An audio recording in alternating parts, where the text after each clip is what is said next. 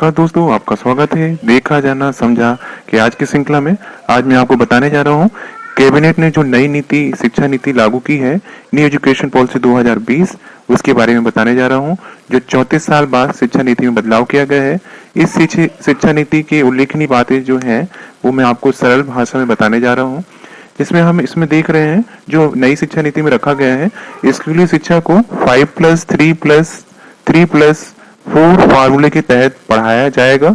जिसमें जो शुरू के 5 साल रहेंगे उसमें फंडामेंटल की पढ़ाई जाएगी, जिसमें nursery, junior KG, senior KG, standard first class और स्टैंडर्ड सेकंड क्लास। तो नर्सरी की क्लास जो रहेगी वो जब बच्चा 4 साल का रहेगा तब से स्टार्ट करेगा और स्टैंडर्ड सेकंड क्लास जाते जाते वो 8 साल का हो जाएगा। इस तरीके से ये 5 ईयर का फंडामेंटल कोर्स होगा। उसके बाद 3 ईयर का आपका जो कोर्स रहेगा उसमें standard 3rd, standard 4th, standard 5th class आएगी, जिसमें बच्चा स्टैंडर्ड 5th क्लास में जब 11 साल का हो जाएगा तब पहुंचेगा। उसके बाद हम बात करते हैं नेक्स्ट 3 ईयर का। नेक्स्ट ईयर में जब बच्चा पहुंचेगा वह स्टैंडर्ड 3rd में रहेगा, स्टैंडर्ड 4th क्लास में जाएगा, देन उसके बाद स्टैंडर्ड 5th क्लास में जाएगा। तो स्टैंडर्ड 5th क्लास के जाने के बाद हम बात करते हैं नेक्स्ट 3rd मिडिल ईयर्स जो है वो 6th क्लास जो 12 साल में पहुंचेगा, स्टैंडर्ड 7th क्लास में वो 13 साल की उम्र में पहुंचेगा, स्टैंडर्ड 8th क्लास वो 14 ईयर की एज में पहुंचेगा। तो इस तरीके से जो मैं बात कर रहा हूँ 5+3+3+4, अब इसमें बात आती है 4 ईयर की। तो 4 ईयर का सेकेंडरी एजुकेशन जो होगा वो आपका स्टार्ट होगा standard 9th class, standard 10th class, standard 11th class, standard 12th class. तो बच्चे जब 12th क्लास में पहुंचेगा वो 18 ईयर का हो जाएगा। तो खास बातें और है इसमें कि अब केवल 12वीं क्लास ही होगा बोर्ड। अब 10वीं क्लास जो है वो बोर्ड नहीं होगा, केवल जो जोड़ दिया जाएगा उसमें 12वीं क्लास को ही बोर्ड बनाया गया है।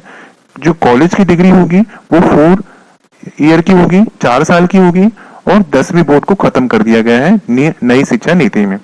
एमफिल भी अब होगा बंद। ग्रेजुएशन में अगर हम बात करते हैं तो ग्रेजुएशन में 3 से 4 साल की डिग्री जो होगी वो 2 तरीके की होगी, जिसमें मल्टीपल एंट्री और एग्जिट सिस्टम होगा। इसका मतलब मैं आपको विस्तार से बताता हूँ। उस शिक्षा सचिव अमित खरे ने जो बताया है उस नई शिक्षा नीति में मल्टीपल एंट्री और एग्जिट होगा, जिसमें आपका बहुस्तरीय प्रवेश और निकासी होगा। जो व्यवस्था लागू होगी उसके तहत अगर बच्चा 4 साल की इंजीनियरिंग पढ़ने के लिए 6 सेमेस्टर का पढ़ने पड़ते हैं उसको, और किसी कारणवश उसका बीच में अगर कोई सेमेस्टर रुक जाता है, अगर मान लो बाई चांस वो 1 साल का ही डिग्री कर पाता है, 1 साल का ही कोर्स कर पाता है इंजीनियरिंग का, तो उसके लिए डिप्लोमा मिलेगा, डिप्लोमा सर्टिफिकेट प्रदान किया जाएगा। 2 साल के लिए डिप्लोमा दिया जाएगा और अगर वो 3 या 4 साल में अगर वो डिग्री अपनी कंप्लीट करता है तो उसको डिग्री प्रदान की जाएगी। मतलब फर्स्ट ईयर करके अगर छोड़ देता है किसी कारणवश बीच में तो उसको सर्टिफिकेट मिलेगा 1 साल का। 2 साल का अगर वो आपका कंप्लीट करता है तो उसको 2 साल का डिप्लोमा मिलेगा। अगर वो 3 या 4 साल में इसको कंप्लीट करता है तो उसको डिग्री प्रदान की जाएगी। तो इस तरीके से ये बड़ी राहत की बात है इंजीनियरिंग पढ़ने वाले छात्रों के लिए कि अगर वो किसी कारणवश पूरा नहीं कर पा रहे हैं तो जहां पे भी वो छोड़ते हैं उसको उस आधार पे उसको सर्टिफिकेट प्रदान किया जाएगा। ये छात्रों के हित में एक बड़ा फैसला है। अब आगे हम बात करते हैं जो बहुत से बदलाव होने जा रहे हैं। खत्म होगा यूजीसी और एनसीटीई और एआईसीटी। अब केवल एक रेगुलेटरी बॉडी बनेगी जो यूजीसी और एनसीटीई और एआईसीटी है, उसको खत्म करके एक कॉमन संस्था आएगी जो ग्रेडेड ऑटोनॉमी पे डिपेंड होगी। और फिर 15 साल में जो भी यूनिवर्सिटी होंगी, यूनिवर्सिटी से संबंधित कॉलेज होंगे, इस पूरी प्रक्रिया के तहत इससे खत्म कर दिए जाएंगे। कॉलेजों को कॉमन एग्जाम का ऑफर दिया जा रहा है। इसके तहत नई शिक्षा नीति के तहत उस शिक्षा संस्थानों में प्रवेश के लिए कॉमन एंट्रेंस एग्जाम का ऑफर दिया जाएगा। यह संस्थान के लिए अनिवार्य नहीं होगा। राष्ट्रीय परीक्षा एजेंसी यह परीक्षा कराएगी, जिसे हम एनटीए के नाम से जानते हैं, नेशनल टेस्टिंग एजेंसी के नाम से जानते हैं। स्कूल कॉलेजों की फीस पर नियंत्रण के लिए एक तंत्र बनाया जाएगा जो जो खरे ने बताया हुआ है, जो हमारे उच्च शिक्षा सचिव हैं, जिसके तहत ऑनलाइन स्वतः ही घोषणा के आधार पर मंजूरी मिलेगी और इसमें जो नियंत्रण होगा वो एक बोर्ड का होगा जो सभी स्कूलों कॉलेजों की फीस पर नियंत्रण और कंट्रोल रखेगा। अब 5वीं तक के छात्रों को रीजनल लैंग्वेज, स्थानीय लैंग्वेज, मातृभाषा और राष्ट्रभाषा में ही पढ़ाया जाएगा। बाकी विषय चाहे तो वो अंग्रेजी ही हो, अंग्रेजी ही क्यों ना हो, ये एक सब्जेक्ट के तौर पे पढ़ाया जाएगा। तो 5वीं तक की जो भी आपकी पढ़ाई है वो आपकी स्थानीय भाषा में पढ़ाई जाएगी। अब सिर्फ 12वीं ही बोर्ड होगी, मैंने जैसा कि आपको पहले भी बताया। अब 10वीं बोर्ड नहीं होगा, ये अनिवार्य नहीं है। 9वीं से 12वीं तक की जो भी क्लासेस होंगी उसमें जो परीक्षाएं होंगी वो सेमेस्टर आधारित होंगी।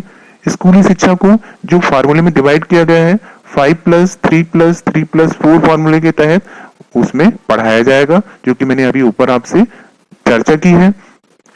आगे हम बात करते हैं कॉलेज की डिग्री की। मैंने बारे बताया आपको कि कॉलेज की डिग्री जो होंगी वो 3 और 4 साल की होंगी, यानी कि अगर ग्रेजुएशन के पहले साल पर अगर वो छोड़ देता है, कंप्लीट करने के बाद उसे सर्टिफिकेट मिलेगा। दूसरे साल पढ़ने के बाद छूटता है तो उसे डिप्लोमा मिलेगा। अगर वो 3 साल पूरे करता है तो उसको डिग्री का सर्टिफिकेट मिलेगा। तो 3 साल की डिग्री उन छात्रों के लिए है जिन्हें हायर एजुकेशन नहीं लेना है। वहीं हायर एजुकेशन करने वालों को, छात्रों को 4 साल की डिग्री करनी होगी। 4 साल की डिग्री करने वाले स्टूडेंट 1 साल में एमए कर सकेंगे। अब स्टूडेंट को एमफिल करना नहीं होगा, अब बल्कि एमए की छात्र अब सीधे पीएचडी कर सकेंगे अगर उन्हें 4 साल का डिग्री कोर्स किया हुआ है, जिसे हम हायर एजुकेशन कहेंगे। अगर 3 ईयर का किया हुआ है तो वो आगे आपका पीएचडी डायरेक्ट नहीं कर सकता है। स्टूडेंट बीच में कर सकेंगे दूसरे कोर्स। हायर एजुकेशन में 2035 तक एक स्पेशल एनरोलमेंट जो है उसमें तहत, उस स्कीम के तहत 50% ऐसे संस्था बनाई जाएंगी जिसके तहत वो आपको बीच में भी आप चाहे तो कोई दूसरा कोर्स कर सकते हैं। वही नई शिक्षा नीति के तहत कोई छात्र एक कोर्स के बीच में अगर कोई दूसरा कोर्स करना चाहे तो पहले कोर्स से सीमित समय के लिए ब्रेक लेकर वह दूसरा कोर्स भी कर सकता है। तो ये प्रावधान हमारे नई शिक्षा नीति में रखे गए हैं। हायर एजुकेशन में भी कई सुधार किए गए हैं। सुधारों में ग्रेडेड एकेडमिक, एडमिनिस्ट्रेटिव और फाइनेंसिंग ऑटोनॉमी आदि शामिल है। इसके अलावा जो क्षेत्रीय भाषाएं हैं उसमें आपके ई कोर्स शुरू किए जाएंगे, वर्चुअल लैब्स विकसित किए जाएंगे, एक national education certificate forum NETF शुरू किया जाएगा और ये बाद में सारे जो 45,000 कॉलेज पूरे देश में है उनके लिए काम करेगा। हायर एजुकेशन में और बहुत सारे सुधार किए गए हैं जिसके तहत सरकारी, निजी और ड्रीम सभी संस्थानों के लिए एक समान नियम होंगे, किसी के लिए अलग से नियम नहीं होंगे। इस नियम के मुताबिक नए शैक्षणिक सत्र को शुरू किया जा रहा है और विद्यार्थियों के लिए और पालक के लिए जो बहु उपयोगी होगा। तो आपको इस तरह की जानकारी जो मैं आपके साथ साझा कर रहा हूं, आपको अगर पसंद आ रहा है तो इस चैनल को आप सब्सक्राइब और लाइक जरूर करिए। आज के लिए इतना ही।